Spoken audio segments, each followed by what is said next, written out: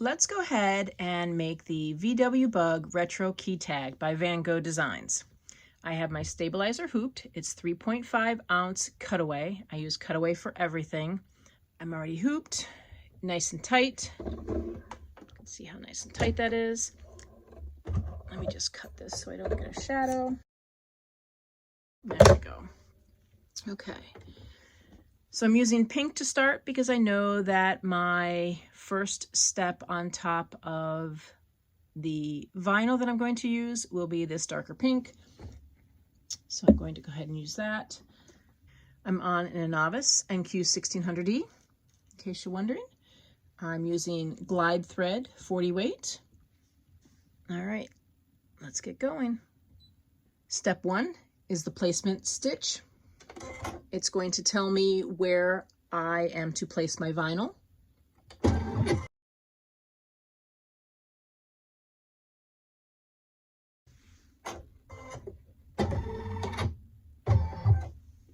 Just going to snip that extra thread. I don't like extra tails around my vinyl. So I have my vinyl all cut out. Here's a little tip. I make a 5x7 sheet so that I can take to my vinyl or whatever material I need to cut out. Mine is actually 5 3/4 by 7 3/4 because I will end up most likely cutting this a little bit to fit my key fobs. So I'm going to go ahead and place this down. I want to make sure that I cover all of my stitches here.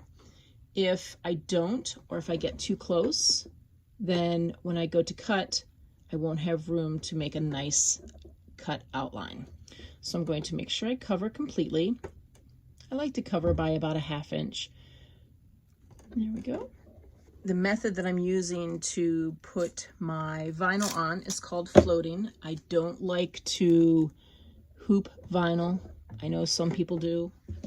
I don't think most people do, but I know there are some that do. And I use just this skinny roll of masking tape to secure my vinyl down. As long as I keep it out of the stitch area, I shouldn't have trouble. Sometimes on the back side I have to kind of peel it away, but I should be good. I gave myself plenty of room this morning. All right, make sure my tail's long enough so I don't lose bobbin contact. And I'm ready for step 2. Step 2 is the outline of the car.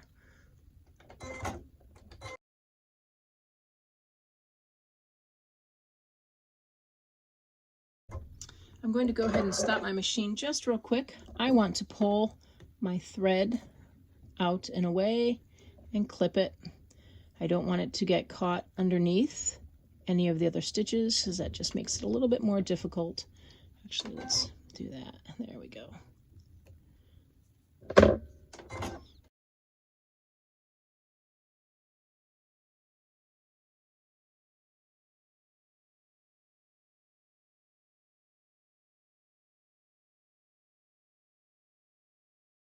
My machine does cut jump stitches. If yours does not, you could always stop your machine and take a nice skinny long tipped pair and just make the snips so that your jump doesn't get caught underneath some stitches. It's okay to stop and start your machine. You can see that I have a little tail there. As soon as the needle is moved away from the tail, I'm going to go ahead and snip it.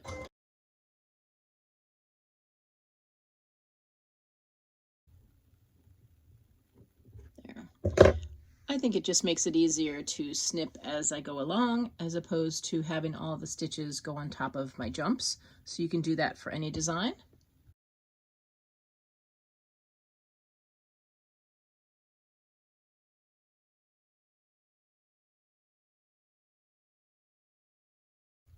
Okay, so my car is completely stitched out. I have a couple of little things to clip here, but I will do that at the very end. All right, now it's time for me to do the placement for the rivet.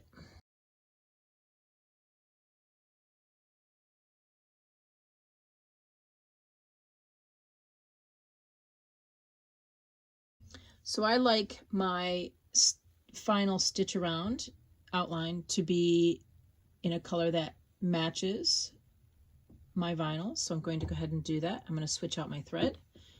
And I'm also going to cut my vinyl so that I have the backing piece ready to go. So I'll show you that as well. So I would have preferred to have done the placements in the lighter color, but they're going to get covered, doesn't matter. Okay, so I'm going to remove my hoop from the machine, but I'm not going to unhoop my piece. And of course my camera stand is in the way. Yay. Let's see. Oh, I can get it. Okay. Oh. So what I'm going to do is I'm going to look underneath and I can see my placement. So I don't want to cut too close to that. So I'm going to go around and cut. And then I have my piece for the back side. Okay, so I just want to show you, I have my placement stitches still completely covered, even though I've cut my vinyl piece. So now this piece is going to go on to the back of my hoop. So I turn my hoop over and you can see all of the stitches and the tails. I'll cut some of those. I don't like them to stick out, to potentially stick out beyond the edge of my key fob. So I'm going to go ahead and clip those. Not real close. You don't want to clip them too close. But like this one here, I don't want that sticking out. It's just a start and stop. That's all it is.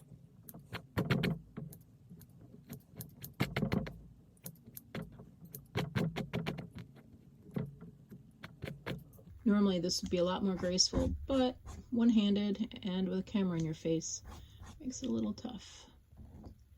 Okay, so now you can see that all of my tails are within the boundaries of the key fob.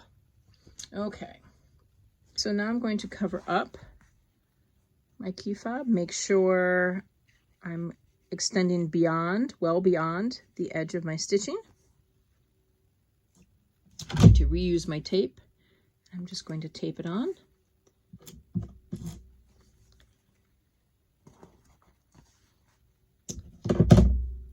You don't want this shifting. You'll end up with a mess. There we go. Now I'm going to put it back on my machine. All right, so here's a technique that a lot of people ask about. They say, oh, I have these bird nests underneath or these knots underneath my key fob or underneath my project. So this is how you prevent that.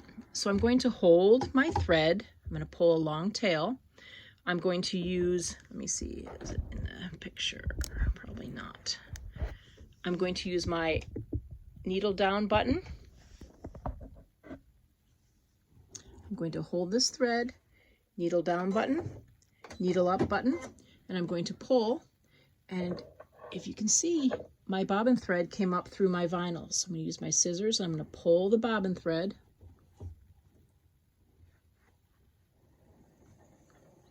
And I'm going to hold both threads. I'm going to pull this back just a little bit. I don't want to waste that much thread. So now I'm going to hold both and I'm going to begin stitching. You can see that my hand is causing a shadow. So I'm going to begin a couple of stitches. And you could hear that tie off end because then the machine started moving to the next stitch, and I'm going to go ahead and clip those. Again, I stopped my machine. Go ahead and stop it. You can stop and start however you need, and then I'm going to continue. And you're going to see that I will be left with a little bobbin thread tail, easy to clip.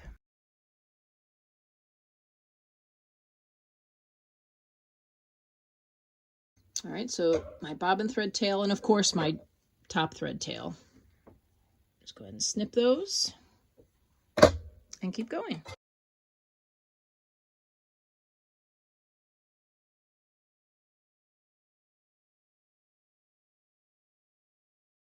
Here's a little trick. If you're ever wondering if your vinyl shifted when you put it back on your machine, you can actually feel it.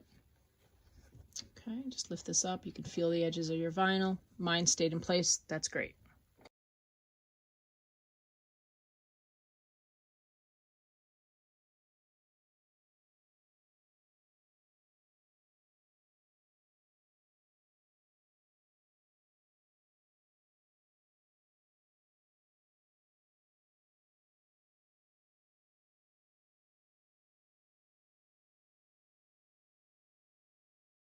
Great. And we have completed our key fob.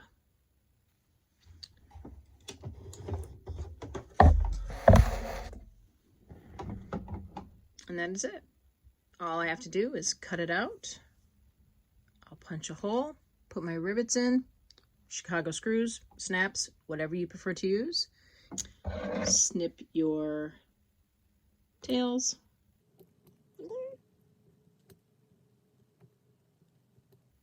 That's it. Isn't that great? Super easy.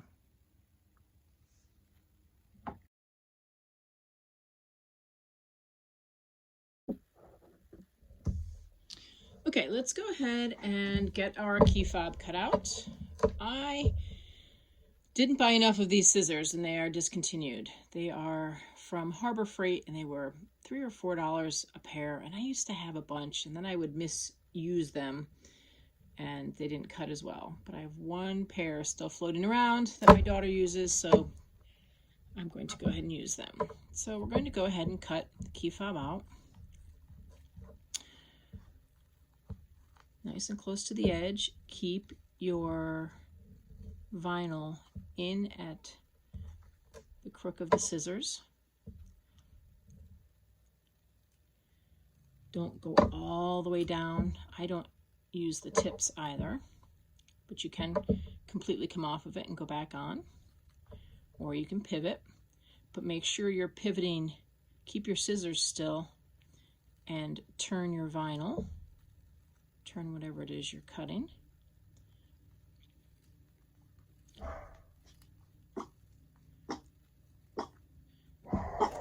A lot of times cut off the excess so I'm not dealing with the bulk. Let's see if we can get the light in a little bit better position.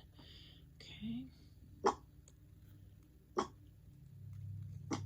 Normally I'd be right under the light, but right now I need to be under the camera. And I'd probably be a little closer than I am for demonstration purposes. And then ease your way back into where you left off. There you go.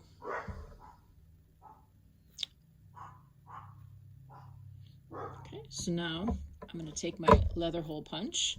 I'm going to turn it onto the smallest hole, and I'm just going to punch a little hole for my rivet, top and bottom.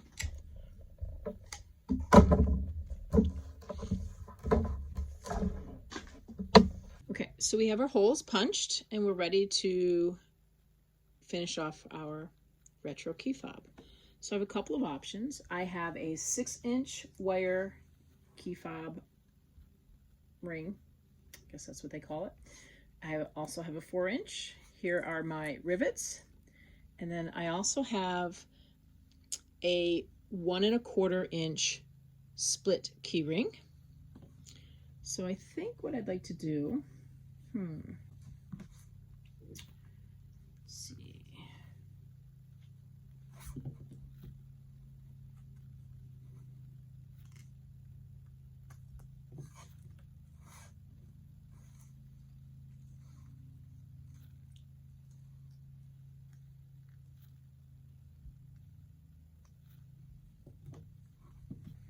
Since I don't have any good colors, I think I'm going to go ahead and put the metal key ring on. So I'm going to put my key ring on first. The wire ones I can put on afterwards, but this one has to go on right away. So I'm going to take the prong part of my rivet and I'm going to put it through the front. Oh, I didn't snip my threads here. Snip those threads, snip those tails. Don't leave those. Okay. And then you take the prong part and put it through the back. You don't want your hole to be big and loose. You want to have to force it a little bit so that it stays nice and snug and doesn't begin to rip on you. If it's too loose, there's going to be too much pressure. And then you take your snap part and you put it over top of the prong. And then it's kind of snaps in a little bit. and it will actually stay, but it wouldn't stay long term. So to take it to my press, and I'm going to put the front side down, goes into my little press mold. Take my other piece, put it over top. Do a little press, and that's it. We are done. There we go.